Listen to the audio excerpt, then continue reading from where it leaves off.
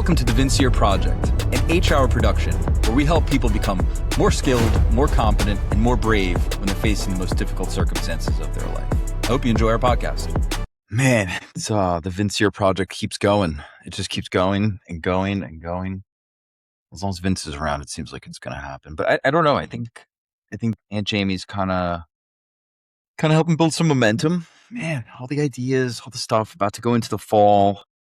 Got some plans. We failed a few things with the podcast. We nailed it with a few other things. Businesses are all cooking, but the topics are evolving naturally, right? I had this laundry list of items and topics, and I'm like, I want to get to all of them, like one episode. And, I have good advisors around me and people that slow me down because I can go all in and I can be very intense and obsessive, very, very obsessive. I mean, it's the gift and the curse.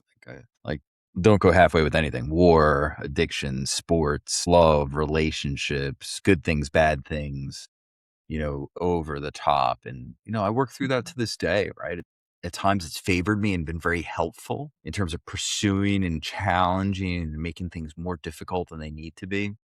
It's funny, I'm looking over my notes and I always have this moment, like before I teach a graduate class, I lay out like my, I have a educational journal. It's like, just like this document. If you can see the YouTube, you saw what it is. It's a 50-cent notebook, but it's just notes from across the semesters. And, one thing I picked out, I noted a few years ago is it's better to be all in or all out.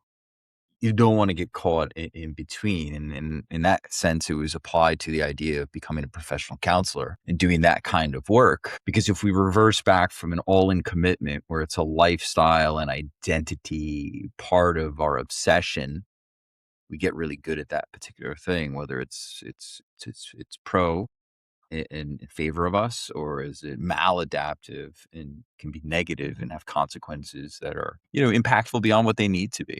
And some things are slow drip, right? They start with really, really minor, small decisions. And naturally, as humans, we can wander into much more difficult situations. And, the people that are very analytical would say like, they didn't do any risk mitigation. They didn't, take inventory of this, and this, or think about that. And I would agree with those folks. And I think, when it comes to risk, probability, and the management of those things, my best experience was post-military in playing poker for 2 years. And that's exclusively what I did. I played cash poker. I played tournament poker. And this is post-drug addiction overdose, but I was obsessed, right? And studied, watched videos, played a lot of online, played a lot of live poker. And I still needed the instability of the dopamine hit. I was addicted to chasing that. But I had enough, I was in a spot where I had enough of a bankroll to sustain the life that I was sustaining. And it wasn't good or flush or anything like that, but it was like, I'm not homeless right now. That's a heck of a lot better. I'm not strung out on drugs. I'm eating food again. And I'm rekindling my life. It's kind of trying to pick a cardinal direction of like, what do I want to have happen in that window of time? And, what a journey, right? It's like, talk about picking yourself up off the ground. Like, it was like building a life out, and it was very uncertain and unclear. And, there was no sort of income. There was no VA. There was no pension or anything. I was like, all right, like, this is my bankroll. This is my nut. Like, I have to protect this. And I learned about capital and return on capital and how to make it work and keep it moving, and risk and mitigation and all the probabilities. So like I made a few notes, in that time, and I'm looking down at them right now. So it's fresh on my mind. It's like, and this is very general. It sounds like common sense, but when you apply the logic in application of how you're going to make a living, there's a behavioral and emotional and intellectual component to this. So by the time I was doing this, right, like I had a life, right? My life was like, hey, I would see my family on occasion. I was rekindling those relationships, but I was very regimented and disciplined in the sense of how I managed my bankroll and my time. So I would get up at like 3 or 4 in the afternoon, right? I'd go for a run or a workout or whatever it was. Like I would do some sort of physical activity. I would eat, maybe not. At that point, I was still smoking and or chewing. It just depended on what was going on. Nicotine was part of my life, and I would over caffeinate and start the day, right? So in terms of behavior, like I hadn't really changed from the army, right? I was kind of like, it's like that was the extent of what my morning ritual was, and it's not much different now, but it's probably a little softer in terms of the impact of it. So all that would start the day, and then I would go and I would play poker for hours on end, either online, right, and have a ritual or practice where I play for 4 hours and take a break and play another 4, take a break to play another 4.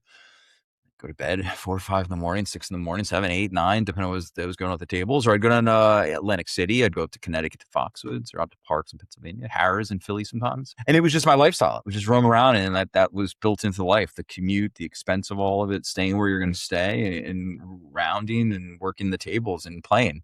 Now, it's not as dramatic as like you would think that movie Rounders or anything like that, but there is a semblance to it, right? You fall into an underworld that is very, very unique and distinct, right? It's like it's the subculture within the framework of that poker room, just because you're frequently there enough that you become part of the characters in there. And sometimes, depending on the place, here's a backdrop. That bar could look like the scene in Star Wars. So we're not quite in Kensington or Sadr City in Iraq at that point, where like the Mongoloids are everywhere. But at this point, these people are like some semblance of holding it together, but not really, right? And you're still 1 foot in, 1 foot out of the underworld in some cases, but in a softer sense, right? If you're disciplined about it, right?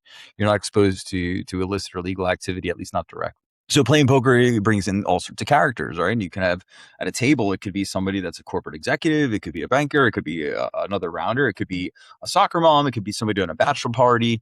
It could be somebody just a degenerate gambler taking a break from the pits, right? Or it could be a card dealer. It could be a card shark. It could be a mobster, a gangster, a drug dealer, any of their spouses or friends. It could be a contractor. Poker is a universal game like that. Gambling in general goes across many cultures, right? The games of chance, betting on sports, right? And things of that nature. That's in our DNA and genetics. So, but the part of it for me, though, is the big part is the application is what I found for myself and other people, the curve, and why I was able to do it is what people do correctly or not correctly, right? What people do correctly is they play more of a tight, aggressive style, right? Meaning they narrow down the focus to a set of prescribed cards that they'll play given certain situations and conditions to do so. So in the beginning, it's very polarizing and there's a dichotomy. Yes, I'm in. No, I'm out. And a lot of times when we're learning something, that is the best starting point. Counseling, firing a weapon, how to become an athlete, learning a language, they all start like that. There has to be a degree of commitment because you are exposed to risk beyond interest at that point. Because now when you talk about the game of poker, when it's played for real cash, and you're talking about people that are making a living doing this in some way, shape, or form, nobody gives their money away for free. And everybody needs action. So to get action, you have to give action. But you can do that in a smart sense. I think this applies to business and very much investing in many ways, shapes, and forms. Risk management in the military, there's a couple extra layers to that. And it's a little bit more, I don't want to say complex, but complicated than simply playing a poker game. That makes sense. But when it comes to capital and being all in or not, that is the lens and filter that I look at. So then when you're making a decision of what to play, once you commit to playing, you can think about it in a general sense. If you have 100% of the hands you play, 80% of them are not hands to play, 20% of them are good hands to play. 20% of that 20%, right, as 100%, meaning there's like 2 to 4 hands, maybe up to 40% if you want to extend that up a little bit if you're a really aggressive player. So out of 100 hands, you're not playing very many hands if you want to be successful from my philosophy, right?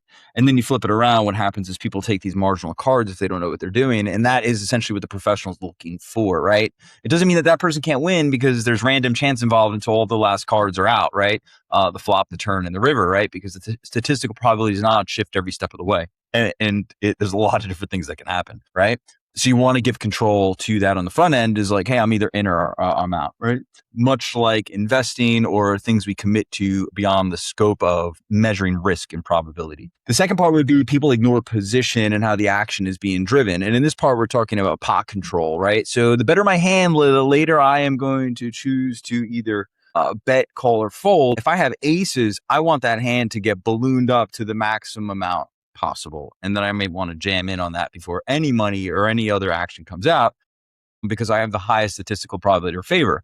Alternatively, though, if you're playing at a more advanced level in skill set game, you might want to identify 1 or 2 people that may have some semblance of a hand to start to rule out or confirm or deny exactly what cards they're playing with or not. The action will tell and drive what that is, but your position matters a lot in terms of the tactics and strategies you're going to use. I think that's a good rule for life. The chessboard would tell you that over and over again. And in the chessboard for life, it absolutely reinforces that. There's consequences for all of it, the actions and the inactions. The third part is people call too much, right? They just call, right? They just accept what it is, right? And I think good rule for life in terms of engaging in relationships and businesses, investments, time, cognition, perception, and attention We don't want to just be calling or passively playing along with those things. We want to bet or fold, right? Increase the intensity, get more of that, be greedy for the joyful things that we're learning, right? Where we're being challenged, we're gaining something from that in the real time in our life, right? And sometimes that doesn't mean that we're not paying attention to the problems or the weaknesses or maybe deficiencies that we're trying to address. But let's not rule out and like cut out all the joy in our life as we rewire or prescribe what an all-in or fundamental life change looks like.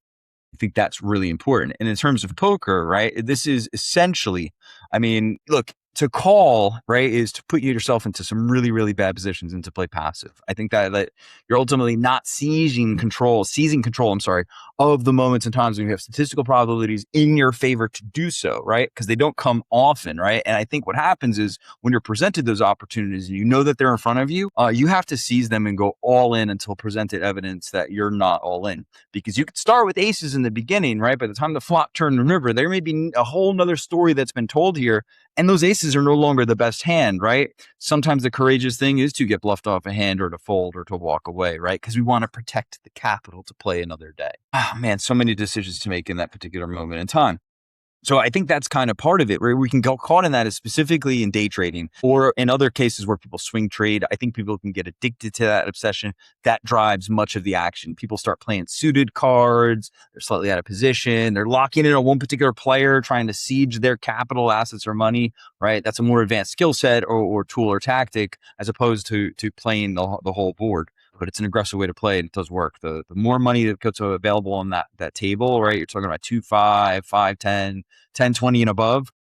There's mortgage payments plus per hand that are exchanged on those tables. I would say at that point in time, my experience, there is definitely a heightened sense of awareness when that level of play is in there, just because the level of money that's out there. Whether somebody cares or not, whether they're a professional poker player or not, they're typically cognizant and typically have high social awareness, right? So they're measuring, assessing, evaluating at least the action that's happening. They might not be zeroing in on the personality traits, characteristics, or any sort of microaggressions that are taking place, because they could just keep reloading $5,000, $5,000, $5,000, $5,000, $5,000. You can really never beat a person like that because they can just make wild bets to shift the demographics or dynamics of how the game plays. That is not necessarily where you need to start, where you're learning about yourself or what you're going to commit all into or not. But I kind of veered off of what I'm trying to express and explain. In that moment in time, you can always default back to what you know is a basic tactic, is like, hey, my two options are to bet and or to fold, right? I either want to drive the action, right, and raise, right, or I want to fold. If I don't think my hand is good enough to do to bet or to raise, then I have no really reason to be in that particular hand playing that, right? It's like going into business where you don't have a competitive advantage. I have a whole series of stories I could share about people that have wandered into business agreements or arrangements where that they thought because they had success in another domain that it was guaranteed or automatic they were going to have success in a different domain. And in some cases, people are successful. Yet I would say that there are different industries for different reasons. And if you're not comfortable, familiar, or have any sort of competence in an industry, it's a responsibility to learn about that particular thing that you're obsessing about, looking at, or considering going all in, without a doubt. All the consequences matter because you're taking the maximal responsibility with the particular thing.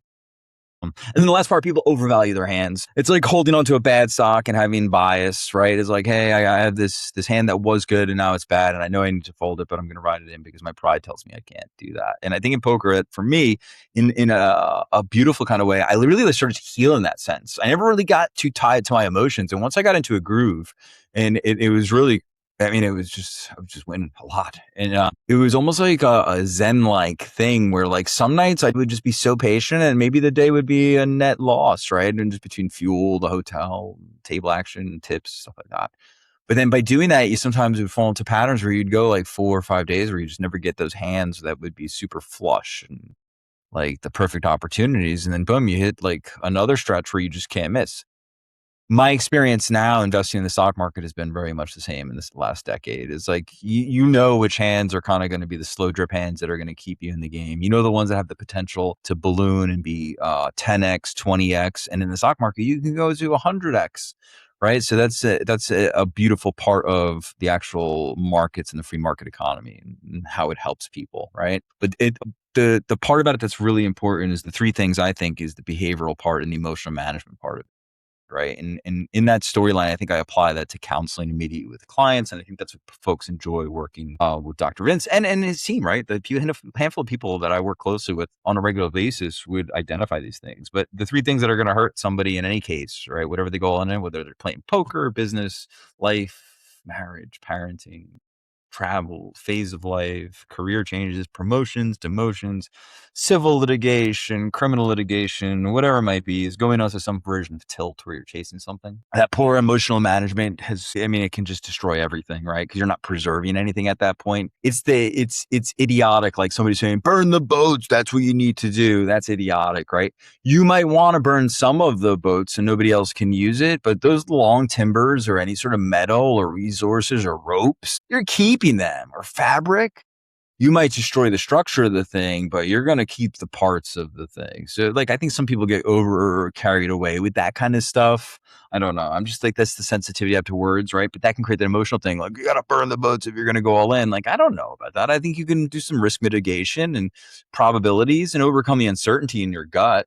And when you're playing with your mortgage, right, that changes the dynamic of the table. It's scared money, right? And you have to play differently. And predators sense that and smell that on people at poker tables. My experience, right? So failing to adapt. Now, in the military, they talk about that, but failure to adapt, I would say in life in general, right? We get presented new evidence that the world is changing and there's a way it's going to be different or better, right? The privatization of security, right? The surveillance state, us being recording, me being on the recording in this podcast, are all digital footprints. The technicality and expertise of the people applying the digital footprint is more advanced. We had an issue at the house. We had to get looked at. The dude comes in with his phone right out of his pocket, pulls it out, walks around the house, measures the whole house, hits a button, prints out a full report. Like, hey, here's the dimensions. We have to take a look at something, whatever, to fix, do this, update, whatever. Just like that. I think it took less than like 10 minutes. Measures the whole house. The material, everything just populated. That's where we're at.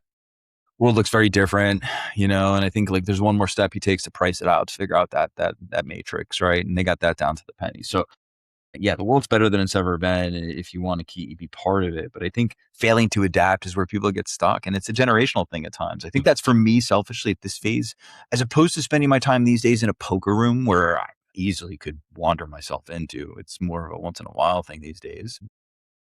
I prefer to be in the classroom, right? That's just a better place for me because the risk and probabilities and the potential for obsession is limited to, the controls that I set on the thing. And then the last part is giving away too much information, right? So people would ask me like, hey, Vince, like, you're always giving away and talking to show. Like, yeah, I'm trying to give it all away. But like, doesn't mean that I'm a fool to place things that I care about in jeopardy or risk, right? I think, I'm giving away just ideas or thoughts from processing my experiences where I learned a bunch of different things. Playing too loose isn't good. Ignoring position doesn't help, right? Calling too much is never good for anybody. You want to bet big, right?